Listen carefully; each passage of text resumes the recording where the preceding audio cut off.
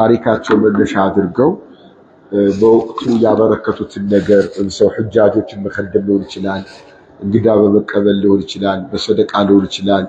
በሆነ መልካም ስራ ታዋቂ ሆኖ የሞቱ ሰዎች ቀብራቸውን ያመልካሉ። ቀብራቸውን ሲያመልኩ አላህን ክደው አይደለም፣ አላህንም ያመልካሉ፣ ያንን ቀብር ያመልኩታል።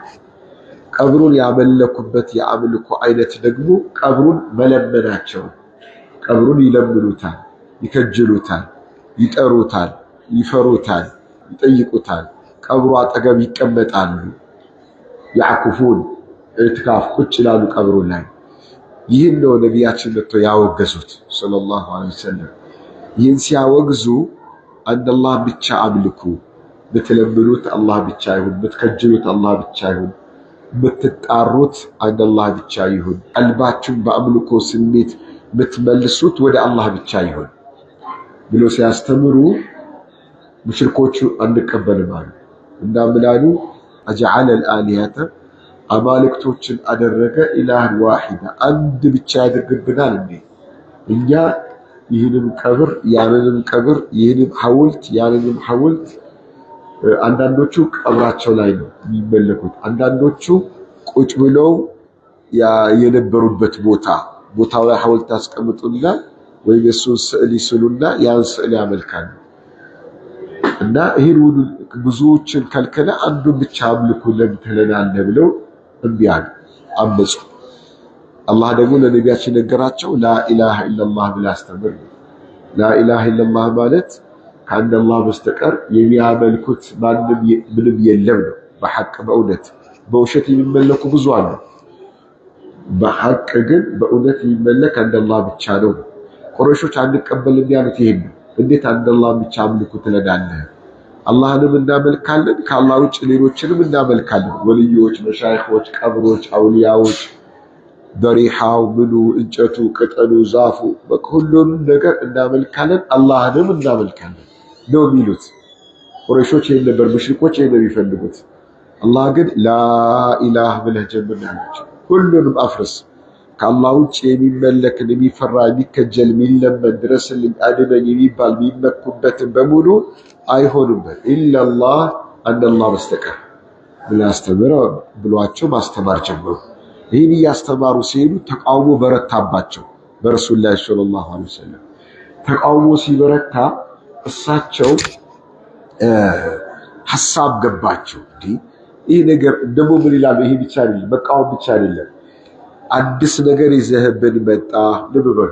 አዲስ ነገር ይዘህብን መጣ ነበር የሚሏቸው ህዝባቸው።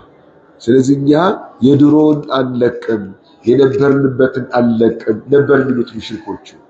እና ነብዩ ሰለላሁ ዐለይሂ ወሰለም አዲስ ነገር ነው እንዲያመጣውት ድሮ ያልነበረ አንድ አላህን በብቸኝነት አምልኩ፣ ላኢላሃ ኢላላህ በሉ፣ ተቀበሉ፣ ለላኢላሃ ኢላላህ እደሩ የሚለው ትምህርት እኔ ብቻ ነው የመጣሁት ድሮ አልነበረም ማለት ነው ነገሩ እንዴት ነው የሚል ሐሳቡ ሲገባቸው አላህ ይህን ቁርአን እንደተወረደ ለነቢይ ወስአል ጠይቅ እስኪ የለም እነሱ ከድሮ ያልነበረ አዲስ ነገር መጣ ብሎ የሚሉት ውሸታቸውን ነው።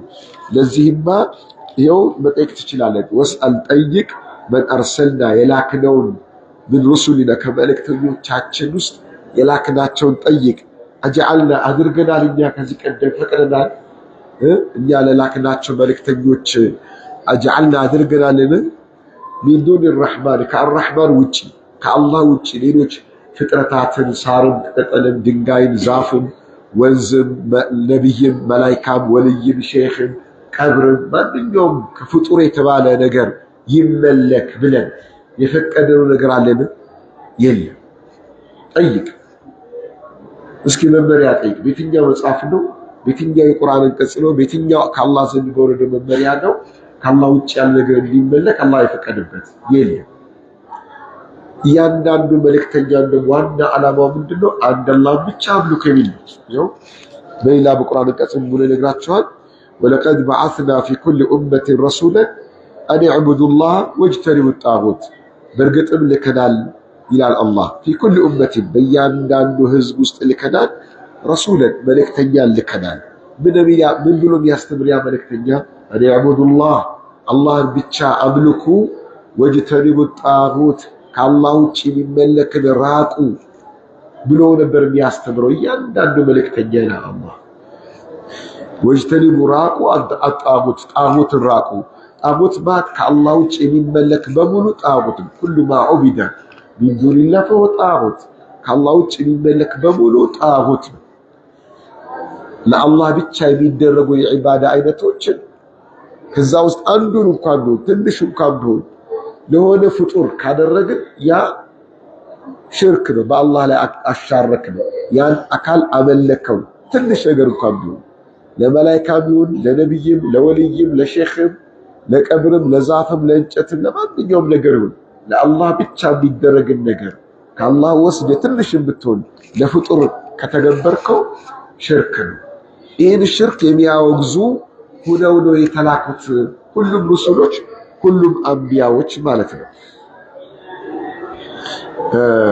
ስለዚህ በእነሱ ግር መሰኘት ሽርክን በማውገዝ አንድ አላህ ብቻ አምልኩ በማለት ይህንም ላኢላሃ ኢለላህ በሚል ቃል በመግለጽ ሲቃወሙህ እና የሌለ ነገር መጣህብን ድሮ ያልነበረ ነባር ላይ አልነበረም በአባቶቻችን ዘመን አልነበረም ብሎ ሲሉ ግራ አትጋባ። አብሽር፣ ድሮ የነበሩ ሩሱሎች ይህን ነበር ሲያስተምሩ የነበረው፣ ይህን ሽርክ ነበር ሲከለክሉ የነበረው። አላህ ለየትኛውም መልእክተኛ ከአላህ ውጭ ያለ ነገር እንዲመለክ ፍቃድ የሰጠበት የለም። ሁሉም ፍጡር ለአንድ አላህ ብቻ እንዲሰግድ፣ እንዲያጎበድድ፣ እንዲያጎነብስ፣ እንዲታዘዝ፣ እሱን ብቻ እንዲፈራ፣ እሱን ብቻ እንዲከተል ነው ሁሉም መልእክተኞች ያስተማሩት። ስለዚህ በነገርኩ በማወርድልህ ወህይ መመሪያ ጽና የሚል የቁርአን አንቀጽ ነው።